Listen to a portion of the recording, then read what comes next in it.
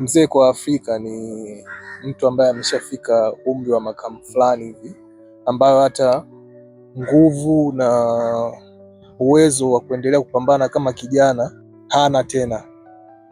Lakini pia mzee kwa namna nyingine mtu unaweza kumuelezea kama ni sehemu fulani hivi ya maisha ya Afrika ambayo hachukuliwi tena kama mtu mwenye impact yoyote kubwa ambayo anaweza kasaidia labda uchumi wa nchi au familia.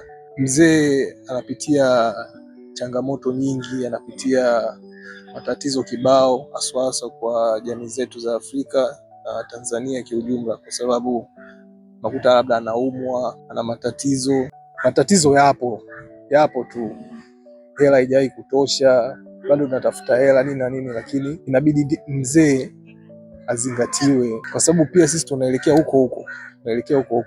Hamna mzee naye alishaikuwa kijana kama wewe, lakini pia akatoka hapo. Wengi waliobahatika kuendelea kuishi maisha marefu ndio hivyo wamefika kwenye huu umri wa uzee, nao wamepitia changamoto tofauti. Vitu vya kufanya ili kuepuka labda magonjwa au matatizo ambayo mzee sasa hivi anapitia ni vitu fulani hivi ambavyo sio kwamba vinaweza tukavibadilisha kwa namna moja nyingine, kwa sababu ya technology and science zimekuwa sana, lakini tunaweza tukafanya ili kujiboresha kidogo, tufanye mazoezi, tuepuke msongo wa mawazo, lakini pia tujaribu kukaa nao.